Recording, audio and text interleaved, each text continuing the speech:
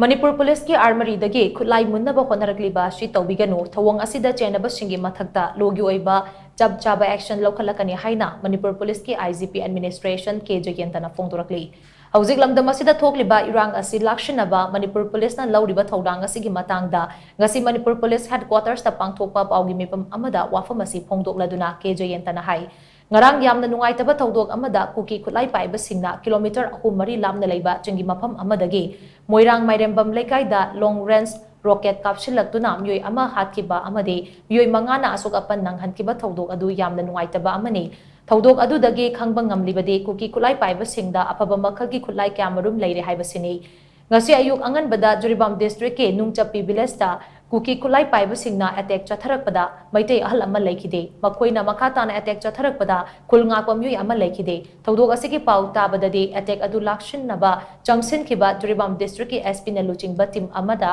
kuki Khutlai paiba singna attack chatharakhi maduda police ka kuki Khutlai paiba singa akan mamongda khuthongnakhe tungda security force singna phibam adu lakshin bangamkhe thawdok aduda camouflage setpa sakhangtaba myoi khara sina phangkhe hauzik lamdam asigi tongan ba mafam singda thoklakhiba irang asi lakshinaba police ki makok thongba officer sing phil chatuna angamba thakta honari cherak asida ngarang numidang sakhangtaba myoi kharana Manipur Police ki 2nd MR amade 7 MR da leiba armory dagi Khutlai Munnaba Hotnarkpada thawong adu yamna laibak thibani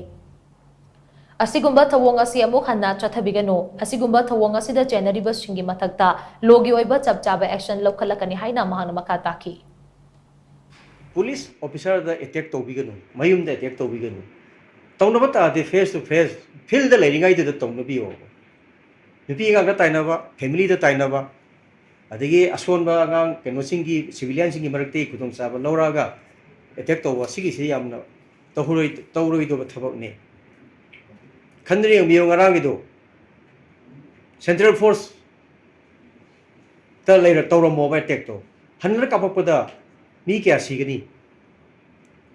mayam khangi duni malom da tawriba rims ta tawriba mayam le ningjang ngone ba malom gida 7 AR ta tawriba rims gida CRP ta tawriba civilian casualty kyam nei miscreants sing dugi di makhoi gidi success oira ne ba moi gidi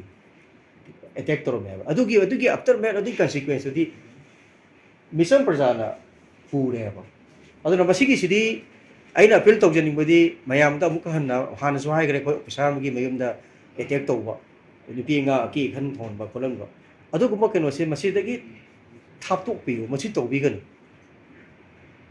akoina sida state armory leise asigi armory sidagi ne ba koina seasonarga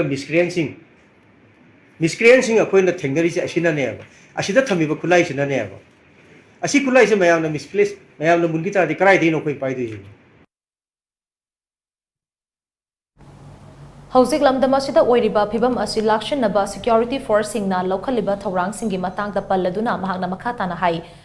tha asigi amada kautrukta kuki Khutlai paiba singna drone bombing tawrakhiba adugi matungdagi security gi phibam ningthina review tawduna makhatana pamdaba tawdok sing thoktanaba checksin thawrang Loukhatuna lakli hauzik lamdam asida oiragliba phibam asida hauzik ching amade tamgi mafam singda pak sanna leptana central security force singa loinana pak sana chathari ngarang chathakiba search operation aduda phangba Khutlai sing aduda yamna sophisticated oiba Khutlai kya yauri haina mahna makataki drone season da attack tor pase masigi se prevent tawnuba koina anti drone system install taw adubu more anti drone system se procure tawnuba koi process ta lare yam thun tawani within this very short period then surveillance tawba koi patrolling tawba keno tawba se si army helicopter taw then additional ahen ba mi koi deploy tawre fringe area koi gi hujiki affected districts sing sigi lona ba leiba jaga sing do then akoina amuksu tawrisina akoina state na procure tawjaba khara advance oiba Khutlai su akoi deploy tawwe yam nauna anouba tawba sophisticated oiba Khutlai su akoi operation da seasonary then quite danger oibse social media da akoigi pau khara hena tamjanba ade thaidok khoitokna tamjanba sengba pau pidabado madugi keno du yam danger ni madu monitor tawna ba khoi su kanna ꯑꯩꯈꯣꯏꯒꯤ ꯇꯣꯉꯥꯟꯕ ꯑꯩꯈꯣꯏ activate extension ꯇꯧꯔꯦ